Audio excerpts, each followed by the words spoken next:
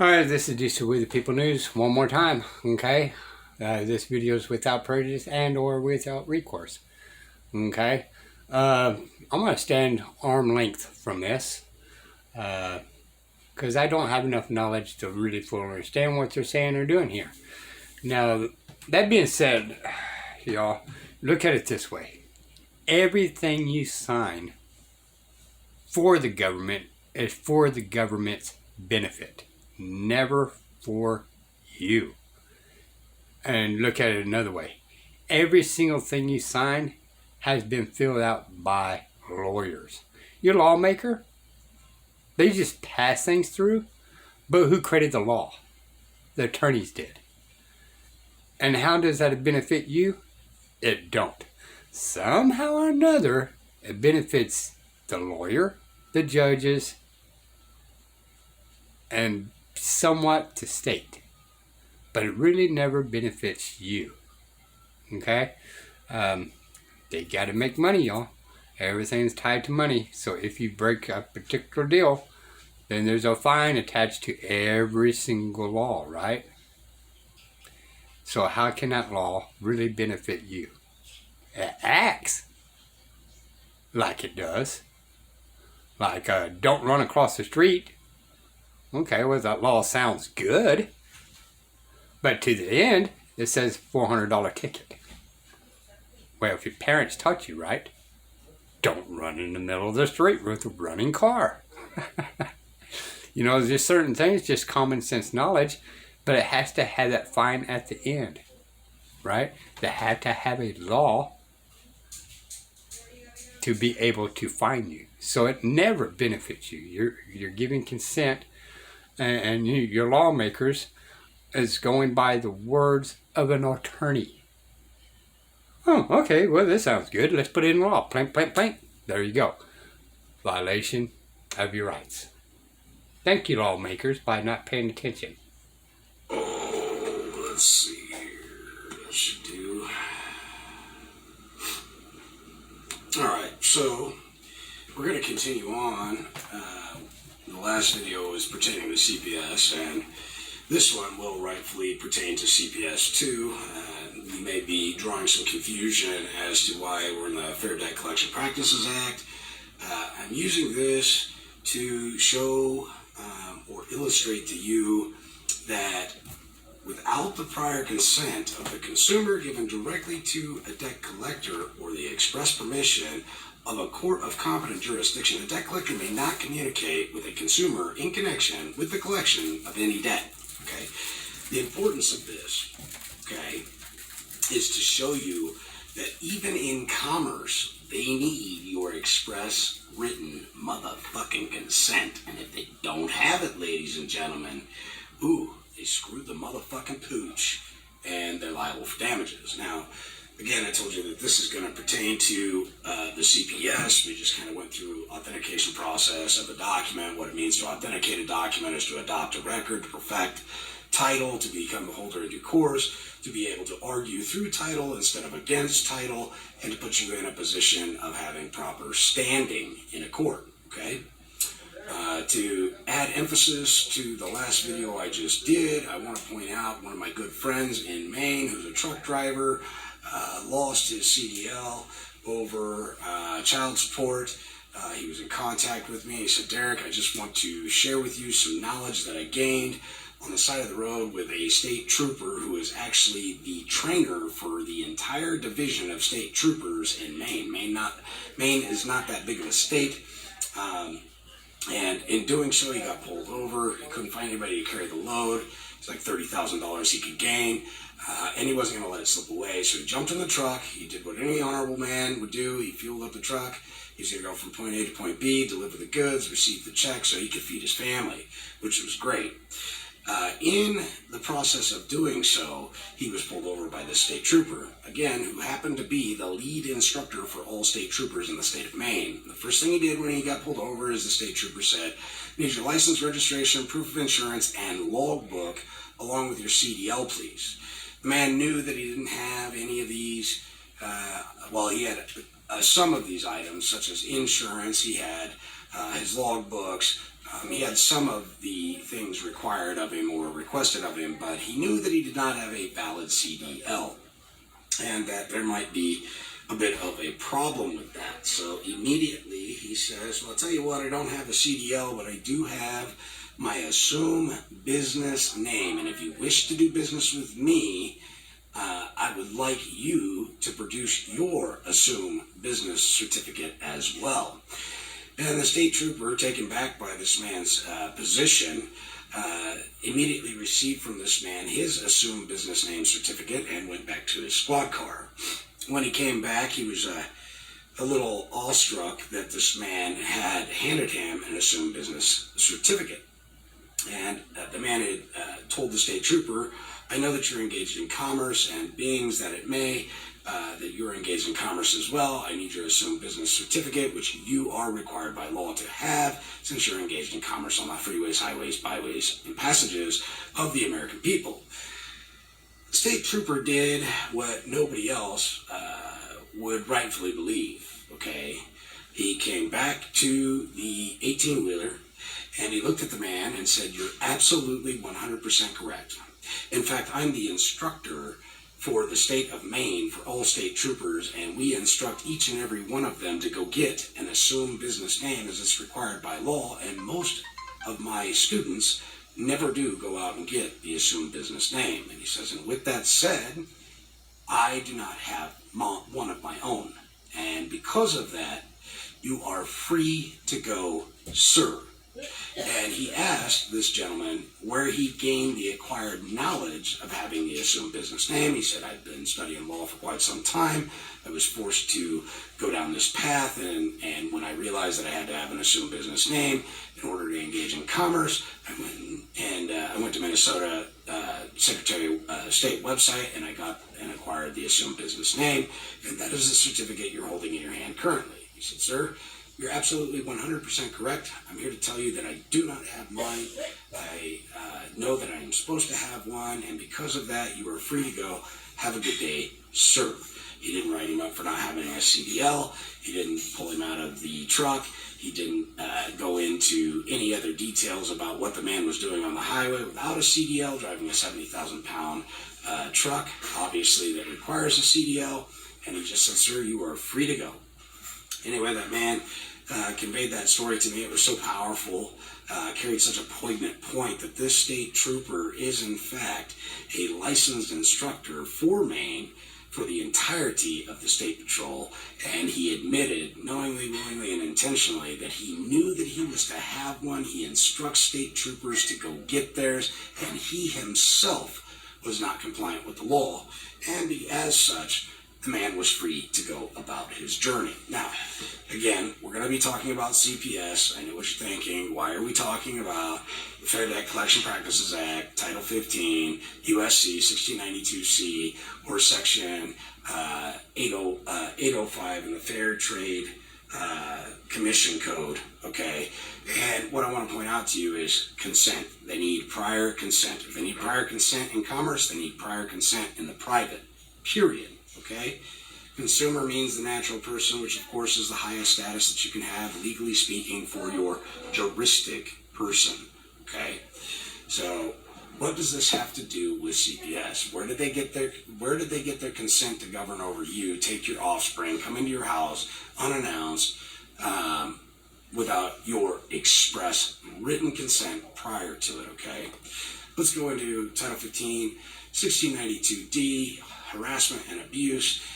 Again, you're probably wondering, what does this have to do with CPS? I just want you to listen to what has to be followed with a consumer transaction. Understand this, that under under 27 CFR 7211, all crimes are commercial, which means everything falls underneath the attempt to collect a debt. All right, under Title 15, 1601 through 1692, which is why I'm so impressed with Title 15, 1601 through 1692, because I have a full comprehension after years of studying how impressive Title 15 is. And remember, these are declarations of Congress, ladies and gentlemen, that are meant to be liberally construed in the favor of the consumer, i.e. the natural person, the original creditor.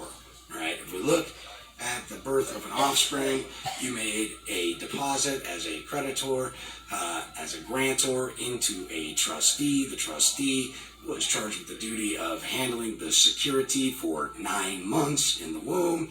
Once the maturity had occurred, the trustee was then in there to give the property back to the grantor, which would be you, the original creditor, the depositor, right? All right. A debt collector may not engage in any conduct, the natural consequence of which is to harass, oppress, or abuse any person in connection with the collection of a debt, period. All right. CPS, ladies and gentlemen, is out there manifesting debt into existence and proclaiming that they have control over you, that they're there to protect your offspring, when in all actuality they are there to manifest block grants and grants from the federal government in their favor under the guise that it's the best interest of the offspring, all right? And they will soon reap what they sow and swing from the fucking gallows if I have anything to do with it, because these people are lying, looting, cheating, stealing, pandering pieces of shit. Every last one of them, at least bare none, bar minimum, needs to swing from their testicles, all right? Until they're so uncomfortable that we can let them down, and they will do the walk of shame, hang their head, and no longer fuck with any of their fellow American brothers and sisters, furthermore, people around the world. All right, these people need to be spanked on their ass, flogged, and we need to ring a bell behind them as they walk naked down the road, and we scream, walk of shame, walk of shame, as they sell their fellow brothers and sisters for worthless fucking paper and fiat, all right? Because that's what they're doing. They're selling their soul for worthless material objects that they can't rightfully take with them, all right? On to the next section here. This is Title 18, which has been enacted into positive law. It is legal evidence of the law, ladies and gentlemen, and codified by the Congress. This is Title 18, U.S. Code, subsection 1028A, aggravated identity theft. Why are we talking about aggravated identity theft? Ladies and gentlemen, CPS is using your private intellectual property and data. They're using your signature, they're using your images, they're using your photographs, they're using your fingerprints, they're using your digital electronic private intellectual property, and they are using it against you so they can unjustly enrich themselves, all while knowing, in most instances, that they are being paid to create havoc and detriment to you, your family, and your offspring, under the guise that it's done in good faith, that they're doing it for the benefit of the offspring, when in all reality they have quotas that they must meet in order to justify their existence within said nonprofit organization, because again, this has all been promulgated by the federal government, granting them the ability to receive benefits and funds for extortion, theft of property. What property? Your offspring, okay? Under the guise that it's in the best interest of the offspring, and keep in mind, they're doing this under Title 42, which is where the Social Security Administration Act is lodged. It is also the executive branch, and this is where Health and Human Services, Child Protective Services is all rendered and lodged underneath, okay? This shit applies to agents and agency and not fucking you, okay? It's non-positive law, which means it's only prima facie evidence of law, which means they're operating under the color of law, and they are harassing, badgering, and intimidating you without your fucking consent, without providing full disclosure as to the nature and the cause of what they are doing, because in all actuality, it is to unjustly enrich themselves and benefit themselves while needlessly shaming you, defaming your character, and encroaching upon your life, liberty, and pursuit of motherfucking happiness. And this shit has to come to an end, all right? One of these days I may run for president. If that ever happens, the fucking gallows will be full. You can bet your sweet ass it will be a national televised fucking event, and these people will atone for their fucking sins, all right? I am not the one that gets to pass judgment against them, but we're going to help them meet their fucking maker, and he can decide what the fuck he wants to do with them, all right? Some of us were not put on this planet to be fucking peaceful. Some of us angels were put on here to fucking make sure that people reap what they fucking sow. All right, Title 18, U.S. Code 1028, aggravated identity theft. This is important because this is what these little heathenish rat bastards are doing. In general, whoever during and in relation to any felony violation enumerated in subsection C, knowingly transfers, possesses, or uses without lawful authority a means of identification of another person shall, remember, we the people are not persons, but we do have persons, and those persons are protected by the Fourth Amendment. We have the right to be secure in our persons, houses, papers, and effects. Persons. Every application manifesting in person into existence, and we have permission to either grant or not grant other people to sell, utilize, or transfer that private intellectual property known as our person through an application. Shall, in addition to the punishment provided for such felony, be sentenced to a term of imprisonment of 2 motherfucking years. I think everybody in CPS ought to go ahead and do their 2-year minimum mandatory sentence. All right, what do you think? That's up to you guys. Terrorism, remember, the very definition of terrorism is government abusing and oppressing the people under viatus arms. Okay, that's what terrorism is. Okay, and the government, or the pseudo-government, quasi-government, has allowed these terrorists to manifest into existence, and make no mistake about it, I don't use the word lightly, they are fucking domestic terrorists, okay? They are abusing people for profit and gain, for what that's worth. But I just wanted to point out what the violation is here for aggravated identity theft. How did they get your private intellectual property? Why are they fucking using it? Who did they buy it from? Who are they selling it to? How did they acquire it? Why did they have it? When did they get it? Who, what, where, when, why, and how are your motherfucking best friends? Now sound off like you got a pair. Repeat after me. Who, what, where, when, why, and how? That's the question you want to ask these CPS fucking agents. And you want to do it under the pains and penalties of perjury, and just, you know, maybe hang a piece of dental floss and say, I would really love to hang you by your testicles or your clit and find out where the fuck you got this shit. All right? It rhymes, it'll stick with you. I know I'm a little vulgar, but get the sand out of your vagina, clean the shit out of your fucking ears, and listen to what the fuck I'm telling you, all right? Here we go. SSA 89. Well, why is this important, Derek? Because they're using the Social Security number, because that's how they're getting motherfucking paid, all right? So, if we look at the SSA 89, which has an OMB number, by lucky stars, look at that motherfucker, it's right there. This is a legitimate document from the Social Security Administration, all right? And it says, I authorize the Social Security Administration to verify my name and Social Security number to the company and or the company's agents. Will that pertain to CPS? You fucking ain't right, it does. If applicable, for the purposes I identified, I am the individual to whom the Social Security number was issued, or the parent or legal guardian of a minor, or the legal guardian of a legal incompetent adult. I declare and affirm under the penalty of perjury that the information contained herein is true, correct, not misleading, right? And I acknowledge that if I make any representation that I know is false to obtain information from Social Security records, I could be found guilty of a misdemeanor and fined up to $5,000, okay? So if they're using the Social Security juristic person account and they have not filled out an SSA 89, ladies and gentlemen, with your express written consent and signed off on, guess what?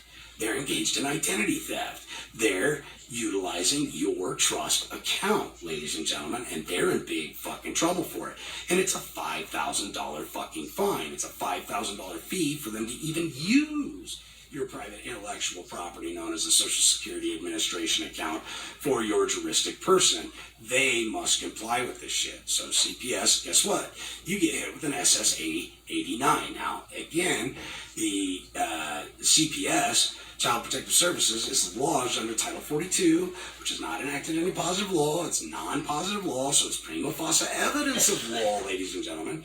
And they may or may not have the authorization to utilize this Social Security juristic person account to get paid for their thievery and stealing of your offspring. However, if we don't ask, we never motherfucking know, do we? And on this form, we can inform them that we never granted consent to them to use any of that information. And we want to know who, what, when, where, how, and why they obtained that information. Did they buy it? Did they sell it? Did they acquire it by happenstance? Who gave it to them? When did they get it? Why do they have it? What are they using it for? Are they receiving any benefits from the use of it without my express written consent and authorization? I want to know these things. We need to conduct an investigation. SSA 89 is what we're going to use to prompt that investigation. Now, we are moving on to Title 15, U.S. Code, subsection 1681A, definitions, rules of construction. And we're going to zip on down here to Q.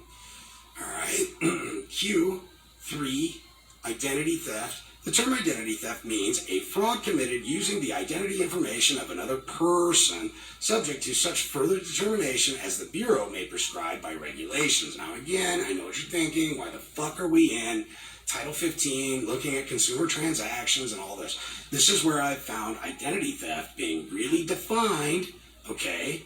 And this is something you can utilize the verbiage of in order to make your claim for identity theft. Identity theft report, the term identity theft report has the meaning given in the term by rule of the Bureau and means, at a minimum, a report that alleges an identity theft, that it is a copy of an official valid report filed by a consumer with an appropriate federal, state, or local law enforcement agency, including the United States Postal Inspector Service. Look at that. They bring up the United States Postal Inspector Service. You can file an identity theft claim with the United States Postal Inspector Service or such other government agencies deemed appropriate by the Bureau, and the filing of which subject the person filing the report. Let me do a quick thing right quick. Okay, so even in your land taxes, right? They send you bills through the mail saying you owe $1,500 for land taxes, right? That is mail fraud, y'all. And you go to the post office and you file mail fraud. Usually it's 9 times out of 10. It's from the county's attorney.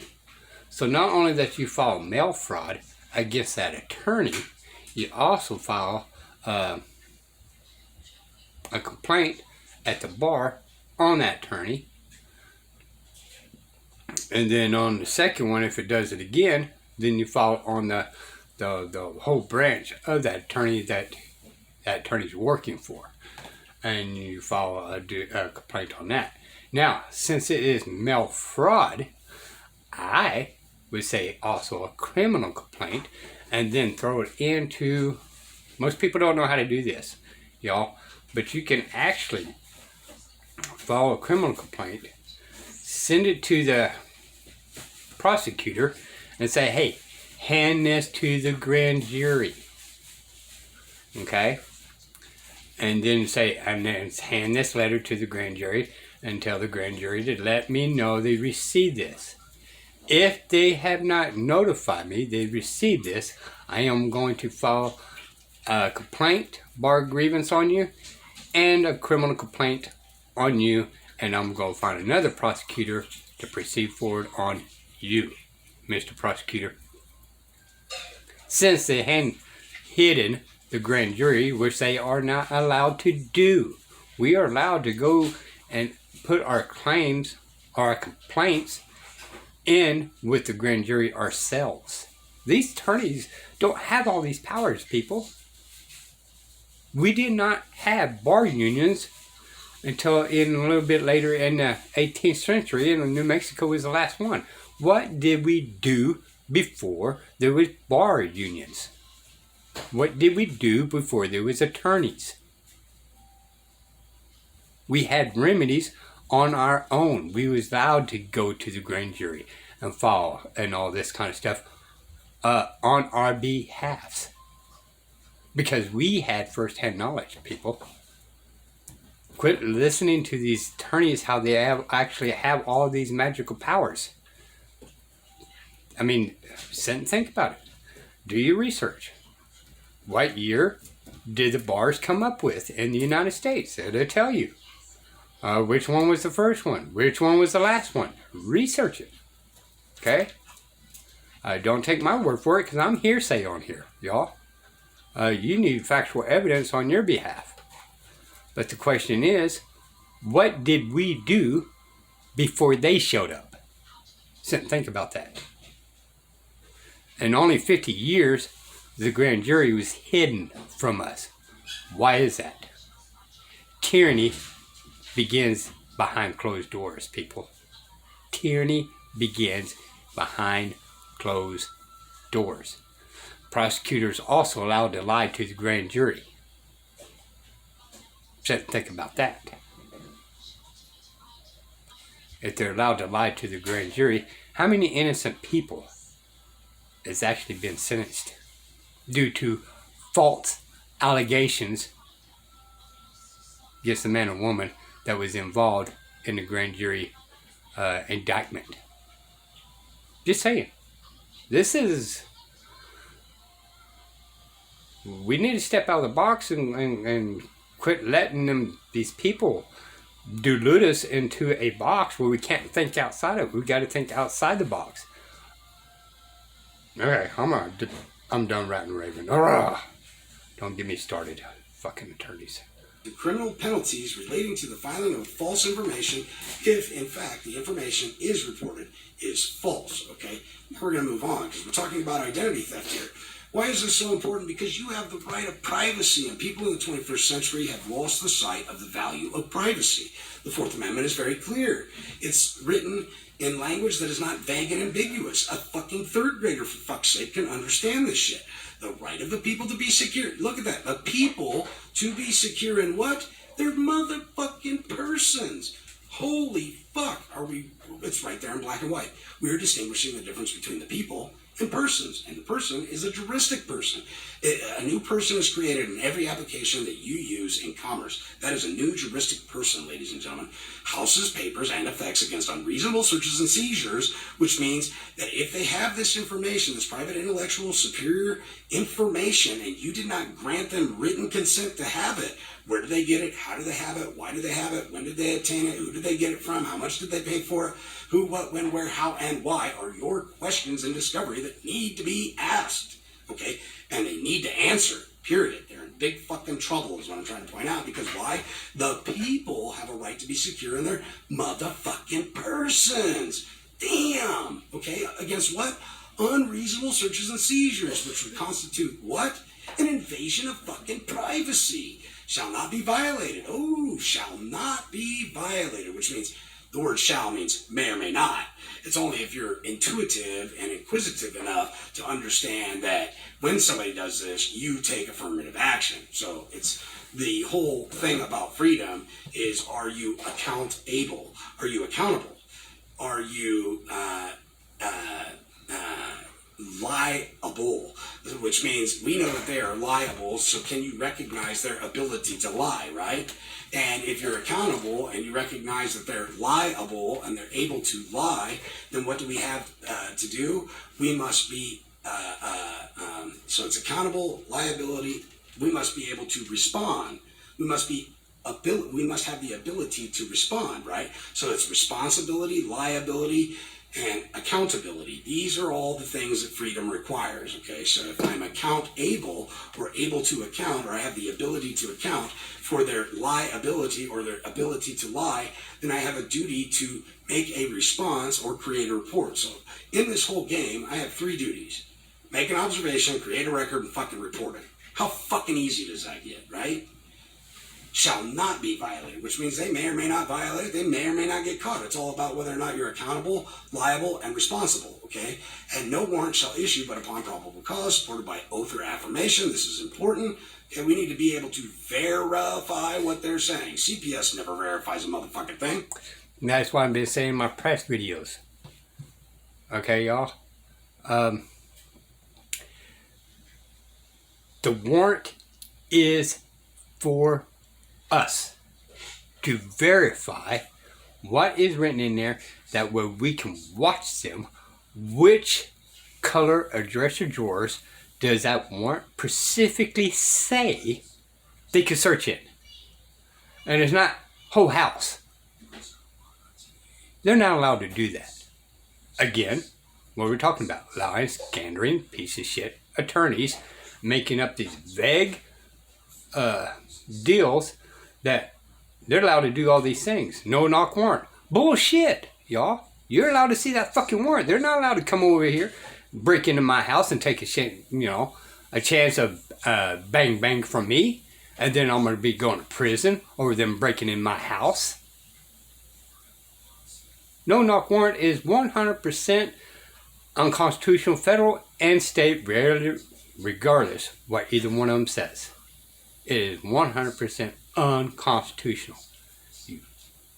Yeah, don't even get me started here. Let's go. It's all hearsay. Everything they do is hearsay. Goobly-gop. Bullshit. Inadmissible in a competent court of jurisdiction, ladies and gentlemen. Throw that shit out. Impeach their evidence. Fuck them over hardcore. And then hammer them with identity theft. Through the United States Postal Service, through the FTC. They're engaged in commerce for profit, motherfuckers. Nail their nuts to the fucking wall. In particular, describing the place to be searched and the person or things to be seized and whether or not they had express written consent to do the shit that they're doing with your private intellectual property in the first motherfucking place. Alright, moving on. Identity theft. Alright, we're going to stop it here and jump on that one because you just got to love that ending anyway. Alright, this is With People News. Bye, y'all.